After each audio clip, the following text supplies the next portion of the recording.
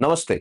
जिस टाइम सारी दुनिया को लग रहा था कि अब लड़ाई खत्म हो गई है, इस्लामाबाद में पीस डील होने वाली है, उस टाइम गवर्नमेंट ऑफ इंडिया ने अपने लोगों के लिए एक एडवाइजरी जारी करी।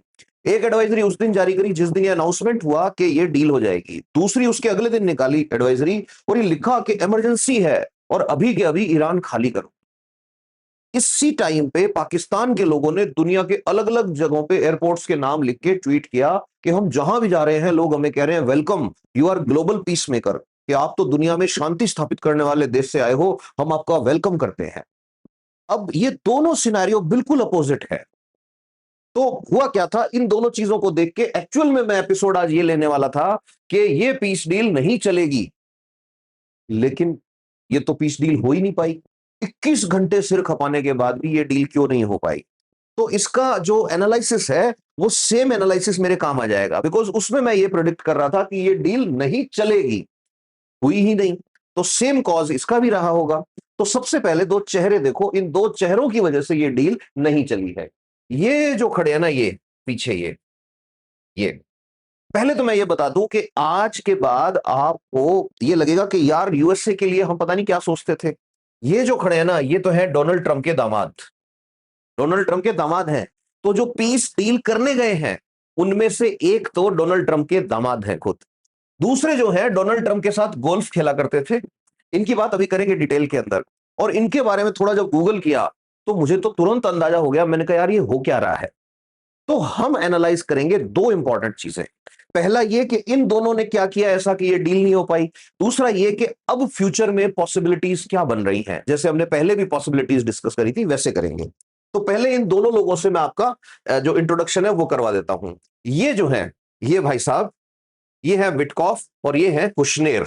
अब विटकॉफ और कुशनेर जो है, पूरा नाम है इनका स्टीव विटकॉफ और ये जो है इनका है जेरेड कुशनेर। अब ये दोनों जो है, इनमें से मैं बता चुका हूं, ये डोनाल्ड ट्रंप के दामाद हैं और ये बहुत बड़े बिजनेसमैन हैं। तो पहली बात तो ये देखो कि ये जो यूक्रेन में जब पीस के लिए गए थे वहां पे भी ये भाई साहब भी थे और ये भाई साहब भी थे। तो आपको लग रहा होगा कि इसका मतलब ऐसा है कि जैसे इंडिया की तरफ से जयशंकर जी जाते हैं हर जगह या मिनिस्टर्स जाते हैं तो ये कोई मिनिस्टर होंगे या ये कोई बहुत बड़े डिप्लोमेट होंगे। तो आपको मैं बता दूं आपकी जानकारी के लिए, एक्सपीरियंस के नाम पे इनके पास तीन चीजों का एक्सपीरियंस है। पहला एक्सपीरियंस विटकॉफ का क्या है, इनका पूरा नाम है स्टीव विटकॉफ। पहला एक्सपीरियंस इनका क्या है कि ये करीब 40 साल से डोनाल्ड ट्रंप के गोल्फ फ्रेंड है। गोल्फ फ्रेंड, एक ही जगह गोल्फ खेलने जाते हैं, 40 साल से ज्यादा हो गए। सुबह भी अच्छे फ्रेंड है गोल्फ खेलते टाइम भी, और शाम को जब बैठते हैं भुजिया नमकीन लेके गिलास के अंदर रूह अफ़ज़ा शरबत भर के बैठते हैं, उस टाइम भी ये बहुत अच्छे दोस्त हैं डोनाल्ड ट्रंप के। ये क्वालिफिकेशन है। सोचो, लोग कहते हैं कि नेपोटिज्म है, ये है, अपनों को मौका देते हैं। सोचो, पीस डील करने के लिए इनको भेजा है डोनाल्ड ट्रंप ने। दूसरा इनका क्वालिफिकेशन बता देता हूं आपको। दूसरा क्वालिफिकेशन इनका ये है कि ये यूएसए के सबसे बड़े रियल एस्टेट के खिलाड़ी हैं। मतलब बिल्डर है बहुत बड़े, ऐसे समझ सकते हो। बड़े बड़े प्रोजेक्ट्स बनाती है इनकी कंपनी। विटकॉफ नाम से गूगल करोगे बहुत कुछ मिलेगा। अच्छा, एक और बात, इनकी जो कंपनी है रियल एस्टेट वाली, इनकी रियल एस्टेट कंपनी में सबसे ज्यादा इन्वेस्टमेंट जो है वो इजराइल के बिजनेसमैन का है। इजराइल के जो बिजनेसमैन है ना, बहुत सारे बिजनेसमैन ने इनकी कंपनी में इन्वेस्ट कर रखा है। तीसरा एक्सपीरियंस इनका और भी तगड़ा है। तीसरा एक्सपीरियंस इनका क्या है कि ये जो विटकॉफ है, विटकॉफ के बेटे, जी हाँ, विटकॉफ जो है उनके बेटे, मैं यहां पे उनको लिख देता हूं जूनियर विटकॉफ। ये जो जूनियर विटकॉफ है ये एक कंपनी चलाते हैं। कंपनी का नाम है world liberty financial. World liberty financial USA में बनी हुई, 2024 में बनी हुई एक ऑर्गेनाइजेशन है। अब इसको बनाया क्यों था, ये एक तरह से यूएसए वालों के लिए बिटकॉइन जैसी क्रिप्टो करेंसी में डील करने का और इन्वेस्ट करने का काम करती है। अच्छा, ये जो वर्ल्ड लिबर्टी फाइनेंशियल है, इस कंपनी के दो ही मालिक हैं इंपॉर्टेंट, बाकी तो स्टेक होल्डर कई हैं। पहले बड़े मालिक इसके कौन है, जिनका नाम है एलेक्स विटकॉफ और जैक विटकॉफ। एलेक्स और जैक दोनों के दोनों, ये जो स्टीव विटकॉफ है इसके बेटे हैं। तो स्टीव विटकॉफ की तीसरी क्वालिफिकेशन ये है। मैंने बताया ना, रिसर्च मैंने करी थी जब ये डील की, तो मैंने कहा था ये डील नहीं चलेगी, उसका रीजन था। अब एलेक्स विटकॉफ और ये दोनों तो ठीक है, इस कंपनी के मालिक हो सकते हैं। दूसरी चीज सुनना, अगर ये इतनी बड़ी ऑर्गेनाइजेशन है और इस ऑर्गेनाइजेशन में इतना हिस्सा विटकॉफ का है, तो बचा हुआ हिस्सा पता है किसका है? बचा हुआ हिस्सा ट्रंप के परिवार का है। अब तो ये हाल है, शेयर खरीदने के बाद डोनाल्ड ट्रंप के परिवार के पास 75% है और विटकॉफ के पास 25% है। मतलब डील करने जाने वाले जो आदमी थे, उनमें एक थे वाइस प्रेसिडेंट यूएसए के, दूसरे विटकॉफ। विटकॉफ की क्वालिफिकेशन क्या है? ट्रंप के साथ गोल्फ खेलते हैं। इसकी विटकॉफ की दूसरी क्वालिफिकेशन क्या है? कि सबसे बड़े बिल्डर हैं यूएसए के। और तीसरी क्वालिफिकेशन क्या है? कि ये जो है, ये डोनाल्ड ट्रंप के बेटे की कंपनी में इनके बेटे पार्टनर हैं। तो भाई अगर कोई मिनिस्टर का बेटा आपके बेटे के साथ कंपनी में पार्टनरशिप कर रहा हो, दे देना उसको। बदले में आप, मतलब आपको लेने के लिए, आपको रिसीव करने के लिए जो छोटे वाले देश हैं, उन देशों के, मतलब ये देखो, प्राइम मिनिस्टर और प्रेसिडेंट को आना पड़ेगा आपको लेने के लिए। मतलब ये सोचो किस लेवल पे चली गई है डिप्लोमेसी। इसी को क्रॉनिक कैपिटलिज्म कहा जाता है। इसी को कहा जाता है commercial diplomacy, commercialisation of diplomacy. मतलब किस लेवल पे गेम हो रहा है देखो। अच्छा, दूसरों की भी बात कर लेते हैं। जो दूसरे भाई साहब ये जो खड़े हैं, ये कौन है? ये आपको लग रहा बहुत बड़े डिप्लोमेट होंगे कि भाई व्हाइट हाउस के अंदर ऐसे खड़े हैं, ठीक है, इनको स्टेज पे खड़ा कर रखा है। मैं बताता हूं इनकी क्वालिफिकेशन। पहली क्वालिफिकेशन इनकी ये है कि डोनाल्ड ट्रंप की जो बेटी है उसके हस्बैंड है, मतलब ये डोनाल्ड ट्रंप के दामाद जी हैं। ये पहली क्वालिफिकेशन है इनकी। दूसरी क्वालिफिकेशन इनकी क्या है? दूसरी क्वालिफिकेशन इनकी है, अब दूसरी सुनोगे जब और भी आपको लगेगा अजीब कि अरे सर ये तो डील टिक ही नहीं सकती थी अगर ये लोग डील करवाने जा रहे थे। तो अब मैं बात किसकी कर रहा हूं? अब मैं बात कर रहा हूं कुशनेर की। तो कुशनेर डोनाल्ड ट्रंप के दामाद हैं। कुशनेर जो हैं, इन्होंने क्या किया था? इन्होंने एक प्रॉपर्टी खरीदी थी। वो प्रॉपर्टी जो थी 666 फिफ्थ एवेन्यू, बहुत महंगा इन्वेस्टमेंट था। इस इन्वेस्टमेंट में सारा पैसा डूब गया था। जब डूब गया तो इनकी कंपनी बिल्कुल दिवालिया होने वाली थी। उस टाइम इनको बचाने के लिए कतर के बिजनेसमैन जो थे उन्होंने आके इन्वेस्ट किया था। क्यों भाई? कतर वालों को क्या जरूरत पड़ गई? डोनाल्ड ट्रंप के दामाद को दिवालिया होने से बचा रहे हैं। और ये अभी की बातें गूगल करोगे मिल जाएगी, ओपन प्लेटफॉर्म से ही मैंने उठाई है ये चीजें। ठीक है।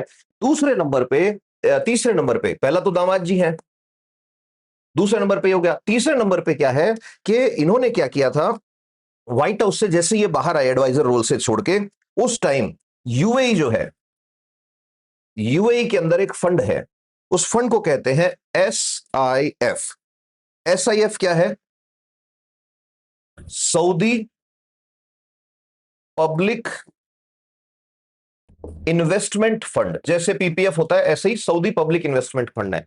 अब आपको सुन के झटका लगेगा, सऊदी वालों ने अपने पब्लिक इन्वेस्टमेंट फंड में से कुशनेर साहब को $2 बिलियन का इन्वेस्टमेंट दिया था। ये इनकी क्वालिफिकेशंस हैं।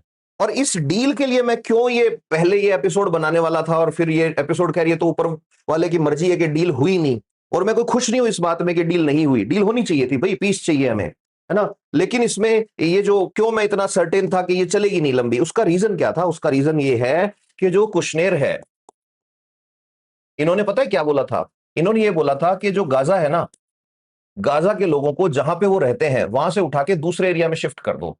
कि क्यों कर दो? कि जो समंदर है ना, समंदर, समंदर वाला एरिया इजराइल को देना है। अब क्यों ये इतना इजराइल को फेवर कर रहे थे? उसका रीजन सीधा सा है कि इनके जितने भी धंधे हैं उसके अंदर बहुत सारा इन्वेस्टमेंट जूस का है, बहुत सारा इन्वेस्टमेंट जो है इजराइल के लोगों का है, सेठों का है। तो इसका मतलब जब डील करने जाने वाले जो लोग हैं वो सारे के सारे प्रो इजराइल होने वाले हैं, इजराइल के फेवर में बोलने वाले हैं। तो फिर कैसे ये डील हो सकती है ना? और अगर ये डील हो जाए तो ये रुक कैसे सकती थी? अब अपने को थोड़ा सा इसकी स्ट्रेटजी जो है, इसके अंदर थोड़ा सा डिप्लोमेटिक डिस्कशन जो है उसको अपने को देखना है कि भाई क्यों ऐसा, ये क्यों फ्लॉप हो रही थी, या क्या ऐसा था जिसके लिए मैं कह रहा था। ये तो सबको पता है कि ठीक है, यूएसए ने 10-15 पॉइंट बताया। यूएसए ने पहला पॉइंट 15 पॉइंट बताया। पहला तो ये बताया कि एनरिचमेंट बंद करो। मैंने पहले बताया एनरिचमेंट क्या होता है।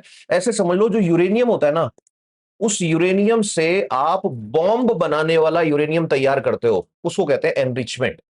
तो इसने कहा पूरा एनरिचमेंट बंद कर दो। भले ही आप मेडिकल पर्पस के लिए एनरिचमेंट कर रहे हो वो भी बंद कर दो, दवाइयां बना रहे हो वो भी नहीं, एनरिचमेंट करना ही नहीं है। ईरान जो है वो कह रहा है नहीं, एनरिचमेंट हमारे पास पावर होनी चाहिए, हम हथियार नहीं बनाएंगे लेकिन एनरिचमेंट हम करेंगे।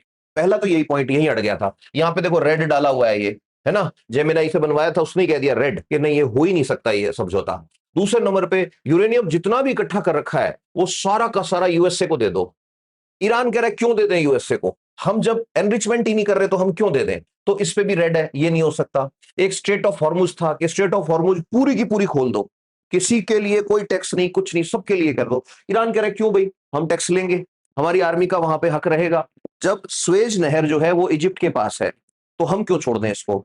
तो इस पे भी है कि ये हो ही नहीं सकता, सॉवरेनिटी क्लैश कर रही है इनकी। मिसाइल प्रोग्राम जो है यूएसए कह रहा है कि ईरान की मिसाइल जो है वो कितनी दूरी तक जाएंगी, कितनी बड़ी होंगी, ये डिसाइड यूएसए करेगा। ईरान कह रहा है क्यों करेगा? तो ऐसे करके इनके खूब सारे पॉइंट्स, 15 पॉइंट जो है उनके ऊपर बात हो रही थी, लेकिन बात बनी नहीं। इनमें से एक और पॉइंट था हिजबुल्लाह। ये कह रहे हैं हिजबुल्लाह को, प्रॉक्सी वॉर को, हुती जो है या इराक की आर्मी को जो सपोर्ट कर रहे हो, वो सपोर्ट पूरी तरह से खत्म कर दो। ईरान कह रहा है यार सीधी सी बात है, हम सपोर्ट करते ही नहीं, पहली बात। दूसरी बात, अगर हम करते हैं तो ये तो सीधा सा है, अगर सीज फायर करोगे तो हम सपोर्ट करना बंद कर देंगे, अगर सीज फायर नहीं करोगे तो हम सपोर्ट करेंगे। दुश्मन का दुश्मन दोस्त, दोस्त का दोस्त दुश्मन। फिर उसके बाद इजराइल क्या कह रहा है, ये भी बहुत इंपॉर्टेंट चीज है। ये कह रहा है यूएसए कि ईरान हमको लिख के देगा कि इजराइल एक मान्यता प्राप्त देश है। इजराइल एक ऐसा कंट्री है जिसको ईरान जो है वो रिकॉग्नाइज करता है। ईरान कह रहा है हो ही नहीं सकता। ये क्यों? हम तो 1950 से इजराइल को अपोज कर रहे हैं। ईरान तो इजराइल को सैटन बोलता है, यूएसए को बिग सैटन, इजराइल को स्मॉल सैटन। सैटन क्या होता है? इस्लाम के अंदर एक आता है शैतान, उसको सैटन कहते हैं, तो वो शैतान इसको मानता है इजराइल को। ईरान ईरान कह रहा है यार 70 साल से हम इसको अपोज कर रहे हैं, आज तुम कह रहे हो कि इजराइल को माने, मतलब ही नहीं, मानेंगे ही नहीं हम इजराइल को। फिर उसके बाद यूएस मिलिट्री जो है वो यूएस से क्या बोल रहा है कि ये डील में, ये पॉइंट लिख के लाया यूएसए कि यूएस मिलिट्री वहां बैठी रहेगी स्ट्रेट ऑफ हॉर्मुज के अंदर, उस एरिया में यूएस मिलिट्री रहेगी। ईरान कह रहा है मतलब ही नहीं, हो ही नहीं सकता, तुमको यहां से मिलिट्री हटानी पड़ेगी। यूएसए कह रहा है तुम ये सारी बातें मान लो, हम क्या करेंगे, तुम्हें रिलीफ दे देंगे। रिलीफ का मतलब वो जो सैंक्शंस लगा रखे थे, मैंने पिछले एपिसोड में बात करी थी सैंक्शंस की, वो सैंक्शंस हटा देंगे। वो कह रहे हैं भाई यहां से पहले ना सब हटा लो, ये पहले हटाओ फिर बात शुरू करेंगे। फिर उसके बाद जो वॉर है, वॉर जो चली है, उस वॉर में जितना नुकसान हुआ है, ईरान कह रहा है तुमने बॉम्ब गिराए तो तुम ही हमें पैसे दो दोबारा बनाने के लिए। यूएस से कह रहे बात ही नहीं कर रहा है इस पे, तो इस पे इनकी बात अड़ गई। ठीक है, फ्रोजन एसेट्स, जितने इनके जो बिलियन यूएस डॉलर का जो फंड फ्रीज कर रखा है उसको रिलीज करो, ईरान कह रहा है। यूएस से कह रहा है कंडीशंस हैं, ये कंडीशंस मान लो, हम तुम्हारा रिलीज कर देंगे फंड। सबसे इंपॉर्टेंट चीज लेबनान। अब देखो गजब की बात, लेबनान जो है, लेबनान के लिए यूएसए के वाइस प्रेसिडेंट ने क्या कहा है, इस डील में लेबनान की बात नहीं हो रही है, तो लेबनान पे बॉम्ब गिराना जारी रहेगा, है ना, लेबनान पे बमबारी हम करेंगे। ईरान कह रहा है अगर लेबनान पे बमबारी करोगे तो ये डील नहीं हो सकती है। तो इस वजह से भी ये डील जो है, इस पे क्वेश्चन मार्क आ रहा था। फिर उसके बाद सिविलियन न्यूक्लियर प्रोग्राम जो है, वो कह रहे हैं कि भाई हम इसको सपोर्ट करेंगे, इसने कहा हम एक्सेप्ट करें। मतलब 15 पॉइंट है, 15 में से एक पॉइंट के अंदर ग्रीन सिग्नल आया था, बाकी कहीं ग्रीन सिग्नल नहीं आ रहा था। ज्यादातर के अंदर अगर देखेंगे रेड आ रहे थे। ठीक है, और नॉन एग्रेशन पैक्ट जो है वो लास्ट की बात थी कि भाई दोनों तरफ से कोई भी किसी के ऊपर जो है अटैक नहीं करेगा। ये जो थी ये डील फ्लॉप हो गई, उसकी बात है। 21 घंटे डिस्कशन के बाद भी ये डील फ्लॉप हो गई। अब आते हैं सबसे इंपॉर्टेंट चीज पे कि फ्यूचर में अब क्या पॉसिबिलिटी बन रही है, कि भाई फ्यूचर क्या है। ये सबसे जो है मैं कहूंगा कि ये वो चीज है जिसपे सबसे ज्यादा रिसर्च जो है किया होगा लोगों ने, और सबसे ज्यादा लोगों की इसी के अंदर होगी। तो पहले तो मैं ये बता दूं कि आईआर के अंदर कुछ भी प्रिडिक्ट करना पॉसिबल नहीं है। जैसे मैं खुद ये प्रिडिक्ट करने वाला था कि ये डील लंबी नहीं चलेगी, मुझे ये नहीं पता था ये डील होगी नहीं।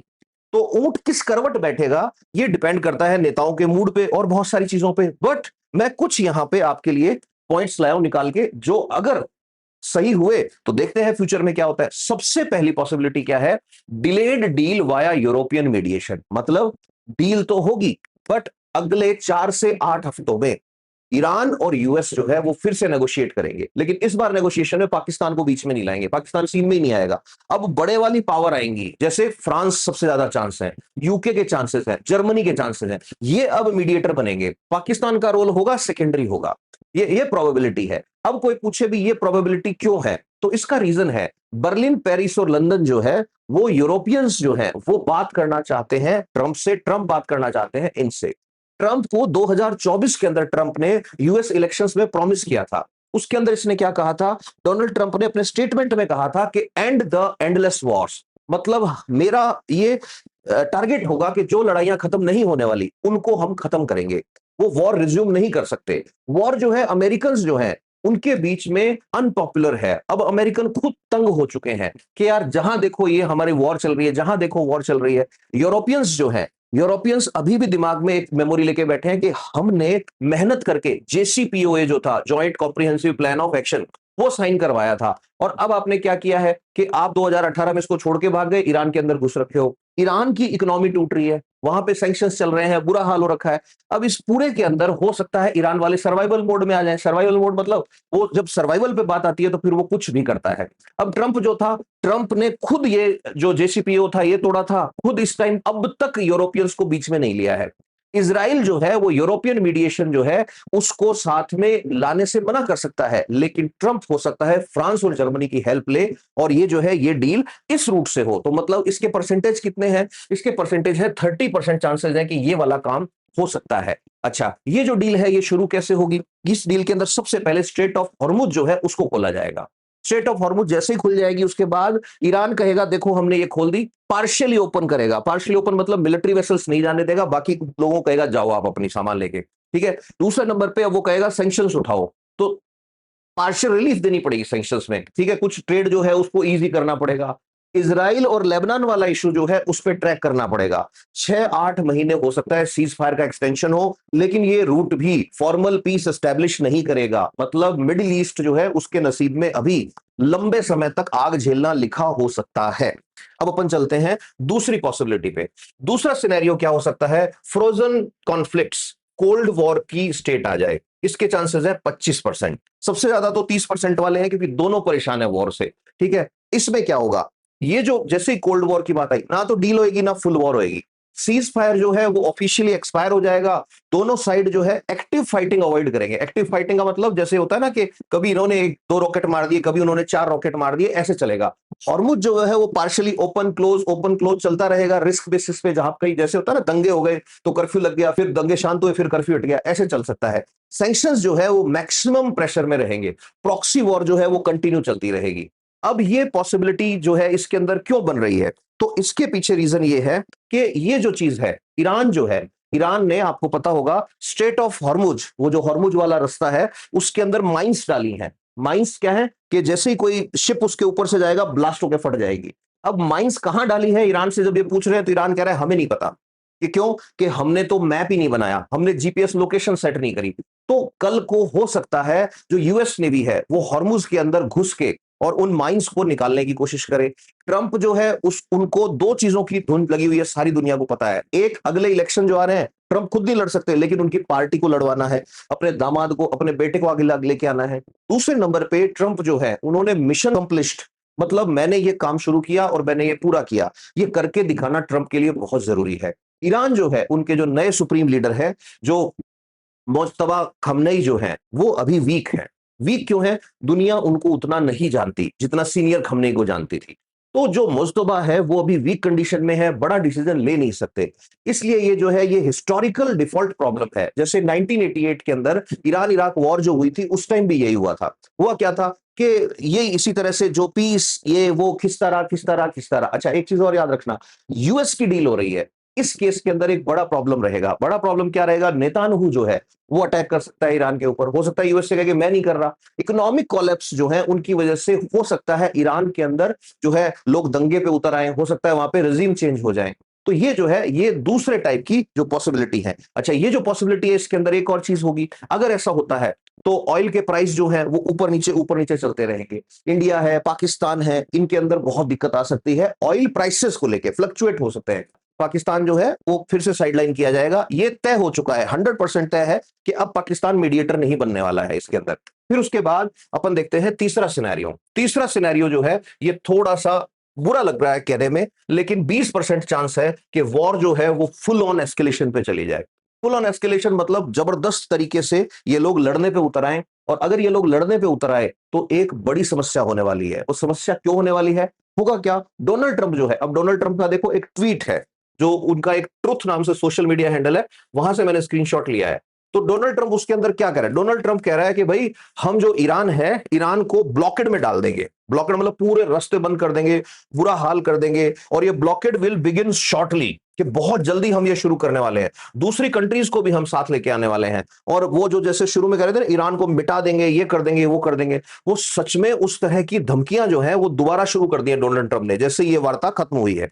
अब ऐसी कंडीशन में जहां पर डोनाल्ड ट्रंप पूरी ताकत लगा के जो है उन पे अटैक करने की सोच रहा है, उनको प्रेशराइज करने की सोच रहा है, क्या होगा अगर ईरान भी रिटेलिएट करे, वो पूरी ताकत के साथ रिटेलिएट करे, तो डोनाल्ड ट्रंप जो है वो नेगोशिएशन फेल होने के बाद फुल ब्लॉकेड की बात करके थ्रेट दे रहा है, क्योंकि ट्रंप ने पहले ही कहा था there will be no deal with Iran except unconditional surrender, कि ईरान को सरेंडर करना पड़ेगा। और ईरान वाले क्या कह रहे हैं, ऐसे बहुत है कि हमने धमकी देने वाले, कि हम डरने वाले हैं ही नहीं। तो जब दो लोग हैं, एक कह रहा है मैं मार दूंगा, दूसरा कह रहा है मार दे, ऐसी कंडीशन में क्या होगा, बीच में एक तीसरा भी खड़ा है, वो कौन है, इजराइल। इजराइल जो है वो फिनिश द जॉब वाली गोल्डन अपॉर्चुनिटी होगी। नेतान्याहू जो है वो पुश करेंगे ट्रंप को एकदम चने के झाड़ पे चढ़ा देंगे, होना ही चाहिए युद्ध। तो ऐसी कंडीशन में ईरान जो है, ईरान को बैकअप देके रशिया और चाइना जो है इनडायरेक्ट बैकअप देंगे।